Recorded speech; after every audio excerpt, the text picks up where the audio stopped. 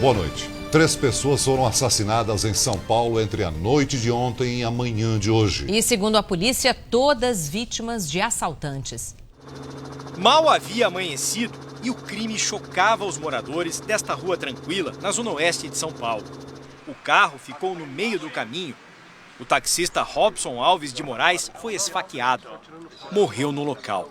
O vigia que estava naquela guarita viu o momento em que o táxi entrou na rua em alta velocidade. Ele veio em zigue-zague até parar ali na frente. O motorista já estava ferido e continuava sendo atacado pelo criminoso. O vigia tentou ajudar. O bandido saiu correndo e conseguiu fugir. A polícia suspeita de uma tentativa de assalto. O criminoso não levou nada e, na fuga, abandonou a arma. O cunhado do taxista estava desesperado. Uma pessoa maravilhosa e trabalhadora, só isso, já define tudo. Poucas horas depois, também na Zona Oeste, um perito da polícia foi assassinado com um tiro na nuca, dentro do próprio carro. Para os investigadores, ele pode ter sido vítima de um sequestro relâmpago. Os criminosos podem ter descoberto que José Alencar, de 45 anos, era policial. Ontem à noite, outra vítima na Zona Leste de São Paulo, Renata Alves, de 30 anos, jogava cartas com amigas na frente de casa. Elas foram abordadas por 3 assaltantes que queriam levar o carro de Renata. Ela tentou ficar com a bolsa que estava no banco do veículo. Só levantou a bolsa pra cima, com a mão pra cima, ele levantou a bolsa. Aí o cara acho que sentiu ameaçado, alguma coisa. O assaltante atirou em Renata. Aí a gente viu a nossa amiga jogada no chão, de barriga pra baixo. Quando a gente virou, tinha um tiro na testa dela. Antes de fugir, o bandido deu mais uma demonstração de frieza. O cara, quando ele apontou a arma pra mim, ele tava com um sorriso no rosto, parecia que era tão normal pra ele, sabe? E agora o flagrante da precariedade do atendimento num posto de saúde da Baixada Fluminense, no Rio de Janeiro. Nossa equipe encontrou até um cachorro lá dentro do ambulatório. A responsável pelo local acabou demitida. Foi a denúncia de pacientes que trouxe nossa equipe até este posto de saúde de Seropédica, na Baixada Fluminense. Logo na entrada, a surpresa. A unidade não tem seguranças. O acesso é livre. As portas dos ambulatórios ficam abertas. Ao perceber nossa presença, a diretora do posto empurra o cinegrafista. A funcionária insiste em impedir nossa equipe de mostrar como os pacientes são atendidos. Mostra aqui, Gil, o estado em que o paciente fica. Ela está tentando evitar justamente que a gente mostre o problema. O paciente fica assim, ó, em condições precárias, sem ar-condicionado, por isso, obviamente, as pessoas tentam impedir que a imagem seja mostrada, né? Tem o que ser escondido aqui, de fato? Tem muitos problemas assim? Tem, nós temos muitos problemas, sim. Por isso é bom esconder, né? De saber, não. Tem outras salas em condições bem ruins, é por isso que eles tentam esconder. Olha só o estado ali, ó, daquela parede em cima da pia. Olha só as condições de higiene do local. Ao caminhar pelo posto, descobrimos mais e mais problemas. Encontramos banheiros sem manutenção. Os bancos onde os doentes esperam pela consulta estão quebrados. Quem sofre é o povo. O povo chega aqui e tá tudo cansado disso aí já, rapaz. Isso aí entra ano e tá assim mesmo. Passa aqui, Gil, para mostrar que tem uma porta caindo. E a gente consegue ver aqui, ó, o estado desta sala. Olha só, parece não ser usada há algum tempo. Muita poeira. Tem um cachorro, gente! Tem um cachorro saindo da sala de atendimento médico, um animal. É impressionante. Igual um lixão isso daqui. Tá pior do que um lixão. Além das condições precárias do posto, outro problema da unidade de saúde é a falta de médicos. Segundo a população, nesta quinta-feira, há apenas um profissional realizando atendimento. Resultado? Filas enormes. Com uma dor no pulmão, a menina da ficha da noite disse que ele não podia me atender, que eu tinha que esperar o das 8 não chegou, o da noite é que tá aí atendendo agora. A gente faz exame, não vem aqui, não tem, não pode marcar daqui 3 meses. Se aí tiver de morrer, vai morrer. O secretário municipal de saúde de Seropédica veio até o posto e explicou que é preciso fazer um novo planejamento para atender os pacientes. Ele afastou aqui mesmo a diretora que tentou esconder as condições do lugar e impedir nossa reportagem. O posto, para ter condições melhores, só construindo um outro. Mas a questão de limpeza? Em 24 horas já vai ter uma limpeza, uma arrumação bem diferente. O médico que fez os exames de pré-natal na mulher que foi dar à luz e recebeu a notícia que teve uma gravidez psicológica prestou depoimento à polícia. Ele foi ouvido durante toda a tarde em Mauá, na Grande São Paulo. O marido da jovem também foi à delegacia. Ao chegar na delegacia, o médico Wesley Lima não quis gravar entrevista, mas confirmou que realizou o pré-natal em Laiane. Você fez o pré-natal na Laiane? Fiz. Tinha uma criança lá dentro? Hein, Wesley, só me fala uma coisa. Você gostaria de falar com a gente? Não quero falar. Desculpa. A enfermeira do posto de saúde, que também acompanhou o pré-natal de Laiane, saiu da delegacia sem falar com a imprensa. O depoimento do médico demorou mais de 4 horas. Na saída, acompanhado de uma advogada, mais uma vez ele preferiu silêncio. Ele acompanhou a Laiane nesses 9 meses? Sim, acompanhou. Foi nesse posto de saúde que Laiane fez o pré-natal. Todos os exames indicavam que ela estava grávida. Nas fotos, ela exibe a barriga de 9 meses. Mas no dia do parto, uma surpresa. A Santa Casa de Mauá informou à família que não havia bebê no útero de Laiane. O delegado que investiga o caso disse que o depoimento do médico esclareceu alguns pontos, mas não revelou muitos detalhes. Apenas adiantou que o médico disse que nos primeiros meses da gravidez de Laiane, o aparelho de ultrassom do posto de saúde estava quebrado. O marido de Laiane também esteve na delegacia e acompanha de perto as investigações. Eu espero uma resposta para saber o que aconteceu, né? Se tinha criança mesmo, onde foi para essa criança, se está viva, se está morta, é isso que eu espero. Uma mulher morreu na queda de uma marquise num prédio recém-construído em Belo Horizonte. Os passageiros aguardavam num ponto de ônibus próximo quando a estrutura de mais de 8 toneladas desabou. Um dos 3 filhos de Marta Quadros Pinto, de 49 anos, precisou ser amparado. Como de costume, a atendente de telemarketing esperava o ônibus embaixo da marquise deste prédio comercial, construído recentemente. Na hora da queda, algumas pessoas conseguiram correr.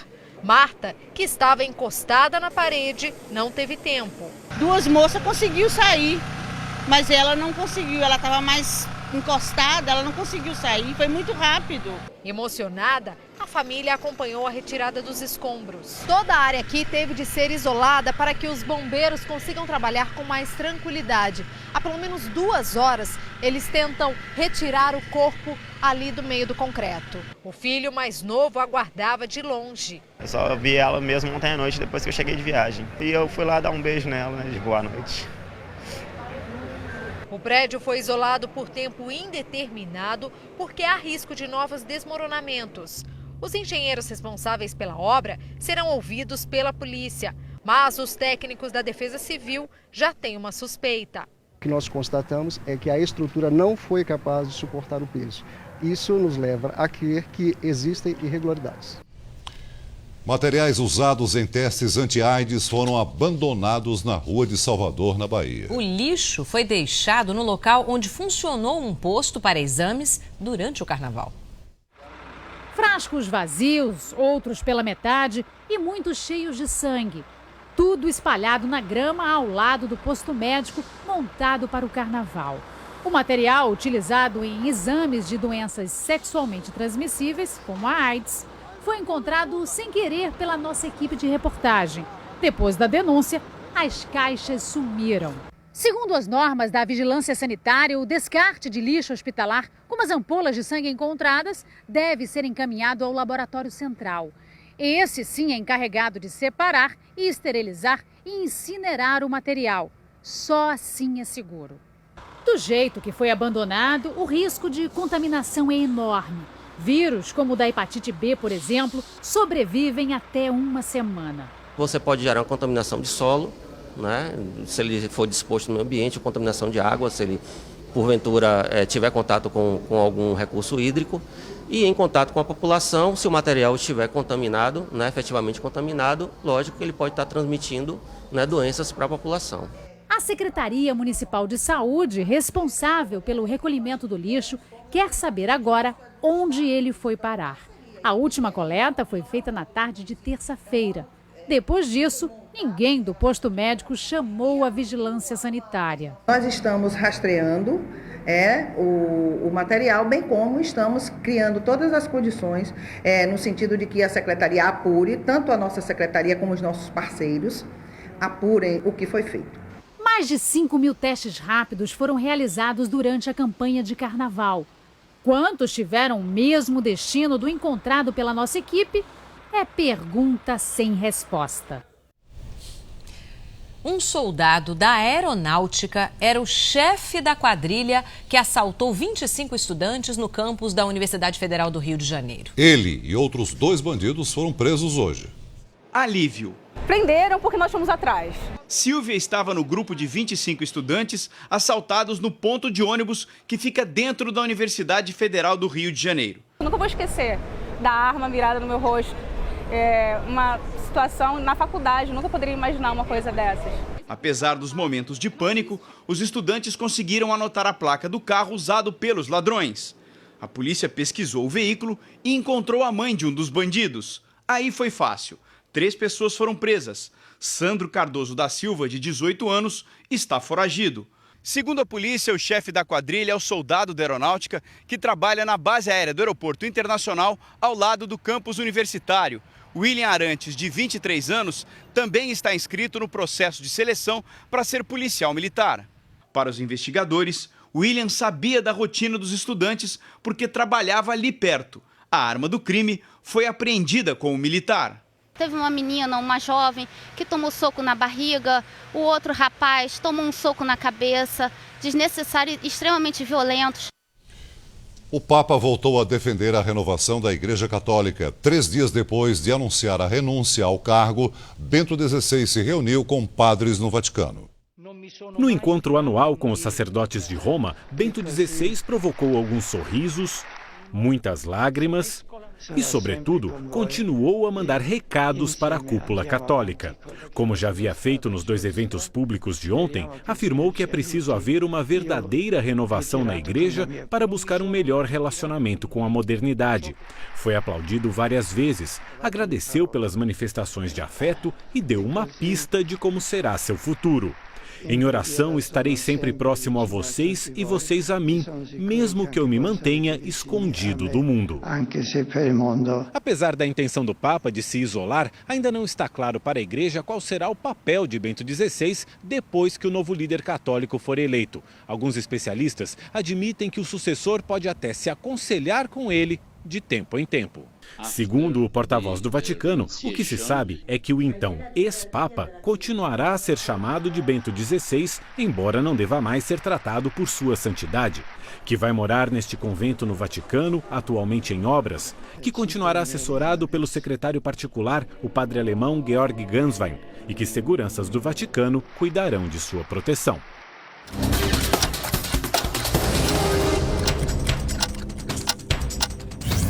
A empresa de limpeza urbana de Salvador retirou mais de 50 quilos de lixo da Praia da Barra, um dos circuitos do carnaval baiano. Surfistas e mergulhadores participaram do mutirão. Além das latinhas e outros objetos, os voluntários também recolheram abadás.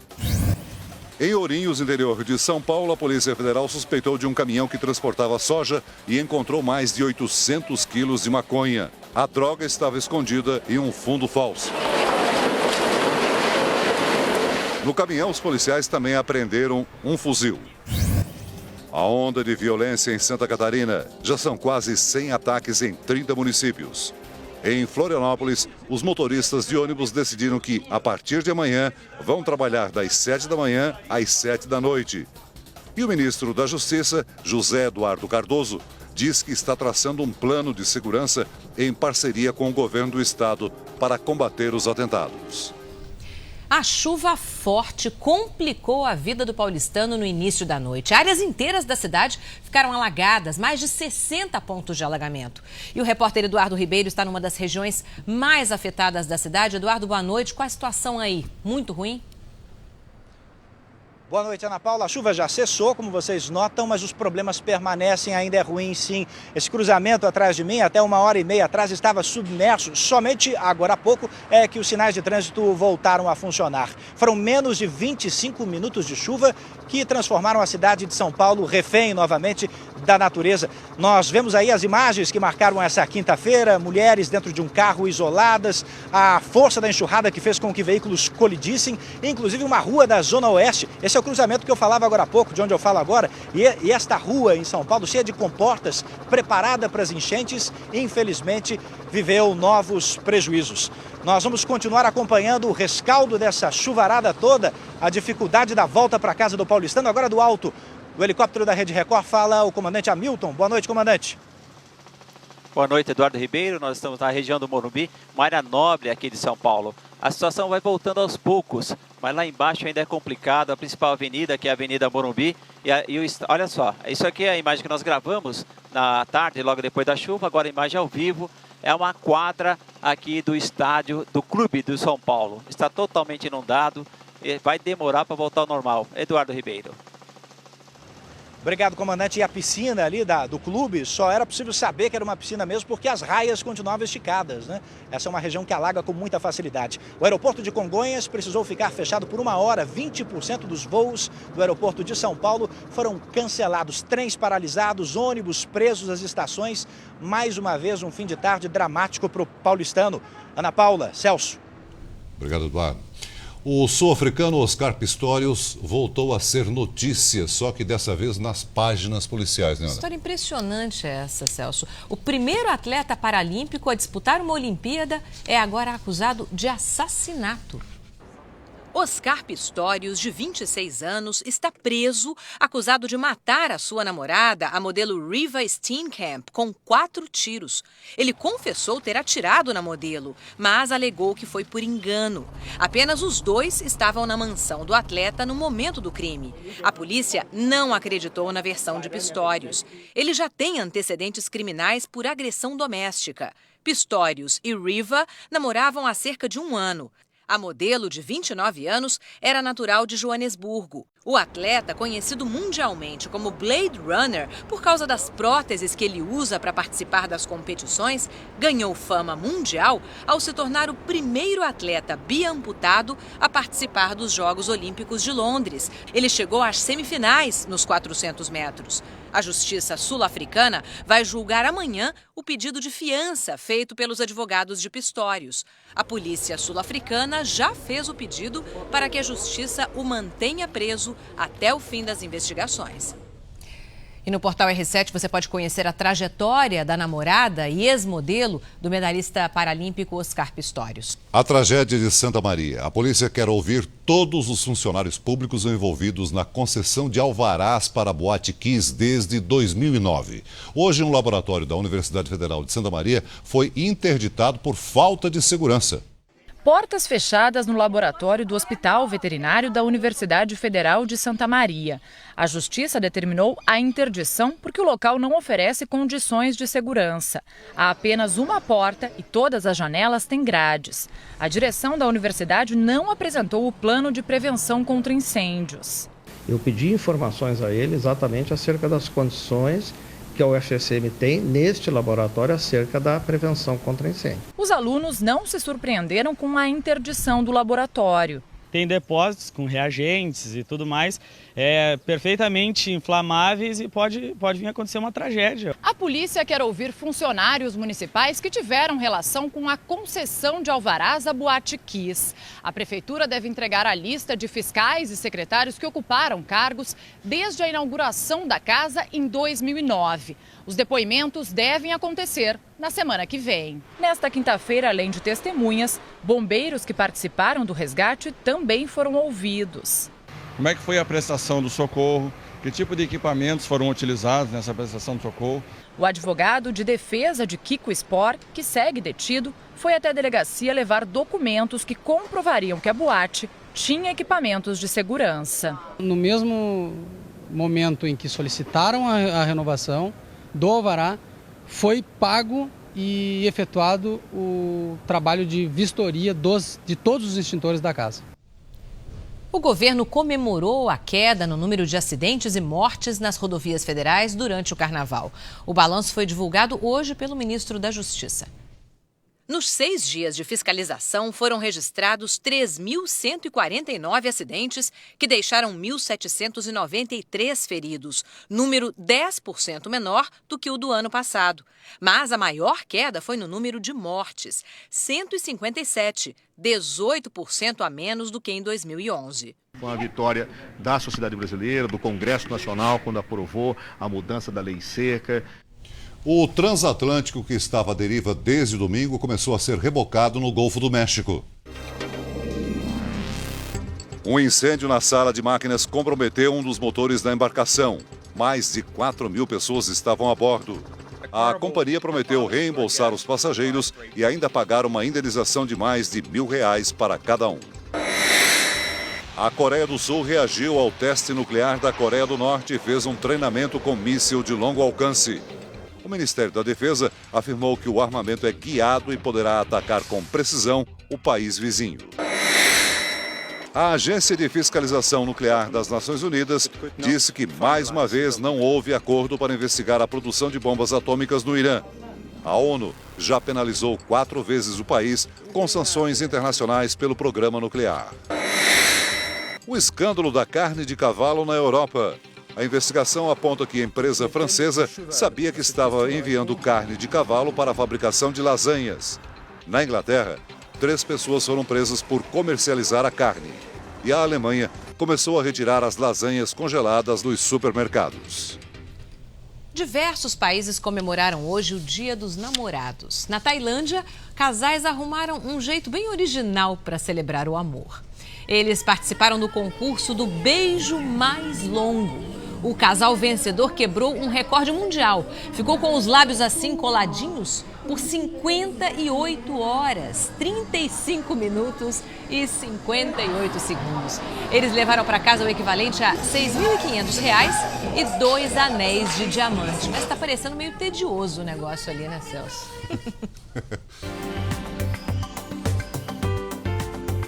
A sexta-feira terá sol com chuva no fim da tarde em boa parte do Brasil. Um clima típico de verão.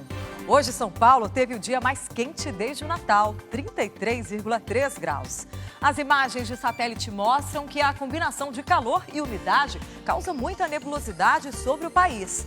Os ventos úmidos da Amazônia encontram tempo abafado e provocam temporais em Santa Catarina e no Paraná. Chove forte também do Acre até o Rio Grande do Norte. Nas outras áreas faz sol, calor e chove no fim da tarde. Dia ensolarado na fronteira com o Uruguai, do norte de Goiás até o interior de Pernambuco e entre o leste de Minas e o Espírito Santo. No Rio de Janeiro, o calorão continua com máxima de 38 graus. Em Florianópolis, chove forte e a máxima é de 28. A fúria dos vulcões quase sempre provoca destruição, mas no Cinturão do Fogo, no Chile, as erupções também criaram paisagens de tirar o fôlego. O principal desafio para chegar até esses cenários, que realmente são impressionantes, é encarar a altitude.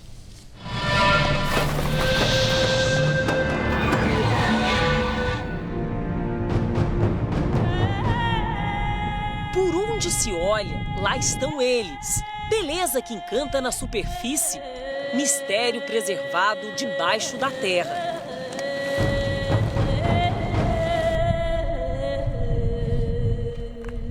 Um solo rochoso que escala grandes altitudes em gigantescas montanhas.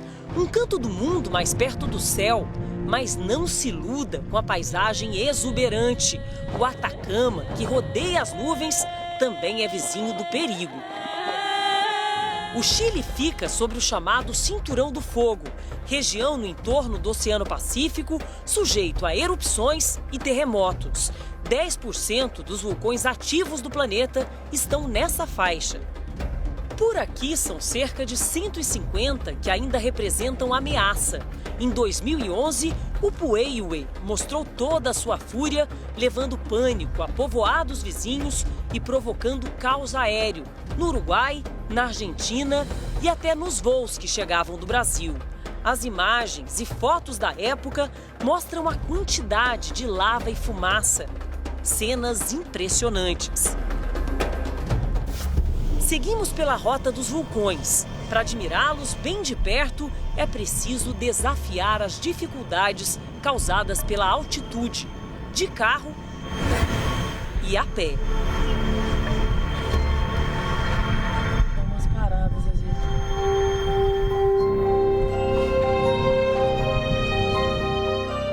Buscamos o melhor ângulo do vulcão Miniques. Nesse ponto aqui a temperatura já caiu um pouco, nós estamos a 4.200 metros de altitude. É preciso andar um pouco devagar porque o corpo sente muito. O nariz fica seco, você fica um pouco sem ar e a cabeça já começa a doer. Mas todo esse sacrifício vale a pena para encontrar essa paisagem, olha.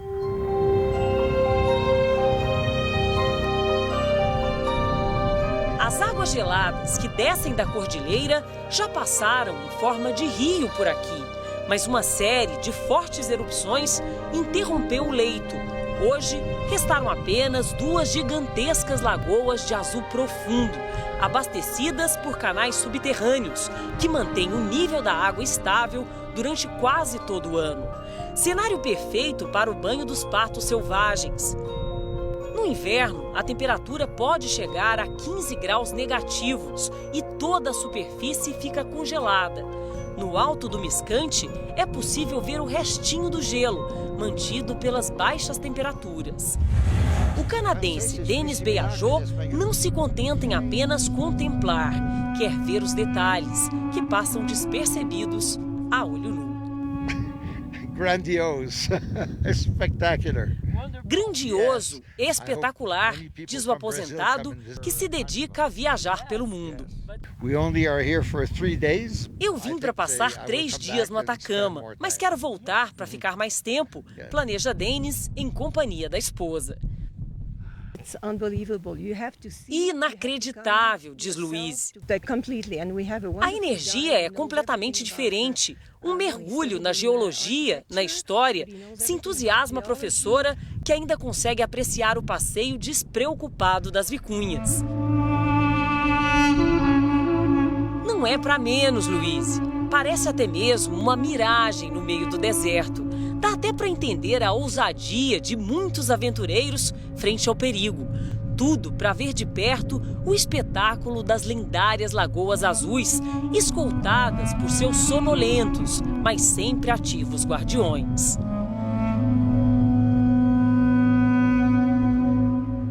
Os sites de compras coletivas agora também vão ser responsáveis pelos problemas que os anunciantes causarem ao consumidor. Os descontos são sedutores, mas não foi bem isso que a Ariane encontrou. A publicitária pagou por um pacote de sessões de depilação 1/5 do preço num site de compras coletivas, mas não teve o que foi prometido. Eles alegaram que a máquina era alugada, que a máquina estava quebrada e que eles não poderiam realizar o procedimento. Simplesmente falaram para entrar em contato com o site de compras coletivas. Foram várias tentativas de falar com o site, mas ela não conseguiu resolver o problema. Ficou um jogo de empurra-empurra e o dinheiro já foi pago, já foi cobrado da minha fatura. Os sites de compras coletivas sempre alegaram que não se responsabilizam pelo que as empresas anunciantes oferecem. Mas uma decisão recente da Justiça do Rio de Janeiro mudou essa situação. Os órgãos de defesa do consumidor já entendiam que os sites de compras coletivas também são responsáveis pelos produtos e serviços que vendem. Mas essa decisão da Justiça vem reforçar ainda mais o combate às irregularidades praticadas por esses sites, que estão entre as empresas com o maior número de reclamações. Só neste site de defesa do consumidor foram quase 50 mil queixas no ano passado contra os 3 principais serviços de compras coletivas do país. É importante que o consumidor fique atento e saiba quais são os seus direitos, que ele pode sim exigir do site de compra coletiva a reparação de todos os prejuízos, porque ele é tão responsável por eles quanto o fornecedor direto do produto ou serviço. Morreu hoje em São Paulo o ex-ministro da Justiça, Fernando Lira. Ele estava internado no Instituto do Coração desde o dia 5 de janeiro. De acordo com o hospital, o ex-ministro, de 74 anos, teve falência múltipla de órgãos. Lira era pernambucano e ocupou o Ministério da Justiça durante a presidência de José Sarney na década de 80. Começa na próxima segunda-feira o julgamento de Gil Rugai, quase 9 anos depois do crime. 7 jurados vão decidir o destino do jovem publicitário acusado de matar o pai e a madrasta na residência do casal, num bairro de classe alta em São Paulo. O julgamento já foi adiado 2 vezes. O processo tem 6.000 páginas. Tanto a acusação quanto a defesa dizem ter provas incontestáveis. O ciclista que pedala livremente pelas ruas de São Paulo pode perder toda esta liberdade a partir da semana que vem. Gil Grego Rugai é publicitário, tem 29 anos de idade. A promotoria vai acusá-lo de eliminar o pai e a madrasta a sangue frio na noite de domingo, 28 de março de 2004. O autor desse crime tem nome e sobrenome, Gil Rugai. Não há como ser outra pessoa. Eu tenho uma sequência de provas, uma somatória de provas que levam exclusivamente a ele. Os jurados vão se defrontar com perfis do réu totalmente distintos. O da defesa mostra um jovem em harmonia com a família, inclusive com a madrasta. A acusação fala num homem dissimulado e desequilibrado, capaz de posar com um uniforme nazista, como mostra esta foto incluída nos autos. Nos 20 volumes do processo, aos quais o Jornal da Record teve acesso com exclusividade, o promotor aponta duas provas que considera fundamentais para incriminar Gil Rugai. A arma encontrada no poço de armazenamento de água de chuva do prédio onde Gil Rugai tinha escritório, e o pé direito do réu, que, segundo a promotoria, o coloca na cena do crime. No casarão do bairro de Perdizes, na zona oeste de São Paulo, Gil Rugai, o pai e a madrasta moravam e trabalhavam juntos. Foram 4 anos de convivência diária. O processo mostra que na semana do crime, Gil Rugai foi afastado da função de diretor financeiro da empresa e substituído pela madrasta, sob a acusação de desviar R$228 mil. Ao seu instrutor particular de voo, Luiz Rugai contou que teria ouvido o filho dizer: "Pai, me ajuda. Na minha cabeça, só tenho intenção de te ferrar." Isso fez com que ele fosse colocado para fora não só da empresa como da casa. A partir daí, o Luiz Carlos passou a demonstrar extremo receio e medo, fazendo inclusive com que fossem trocadas todas as fechaduras da casa e fossem instaladas câmeras de segurança, que infelizmente para eles naquele momento ainda estavam inoperantes. No julgamento, que começa segunda-feira, o promotor vai mostrar aos jurados a planta da casa. O promotor vai dizer que Gil Rugai entrou pelo portão dos fundos usando a própria chave, a única fechadura da casa que não tinha sido trocada depois de uma briga entre pai e filho. Os vizinhos não ouviram o latido dos cães, que costumavam fazer muito barulho na casa. Aqui, na porta da cozinha, ainda segundo a promotoria, Gil Rugai encontrou a madrasta e atirou. O laudo mostra que ela levou 5 tiros. Um no olho esquerdo e outros pelas costas, o que indica que ela teria tentado correr para dentro da casa. Neste momento, um intervalo que chamou a atenção dos investigadores. Os vizinhos que ouviram os tiros dizem que se passaram 5 minutos antes de começar uma nova sequência de disparos. A investigação concluiu que o pai de Gil Rugai se trancou nesta sala de TV. Uma marca encontrada pela perícia indica que o assassino arrombou a porta com um pontapé. A acusação vai explorar o fato de que o tamanho do pé e o tipo de calçado são compatíveis com os de Gil Rugai. Depois que arrombou a porta, sempre segundo a promotoria, Gil Rugai deu 4 tiros no pai, que foi encontrado nesta posição. Com um detalhe cruel, o último tiro foi na parte de trás da cabeça e a curta distância. 2 meses depois do crime, a perícia pediu uma ressonância magnética do pé direito de Gil Rugai. O exame mostrou um edema compatível com o que é provocado por um chute, como que foi dado na porta da sala de TV.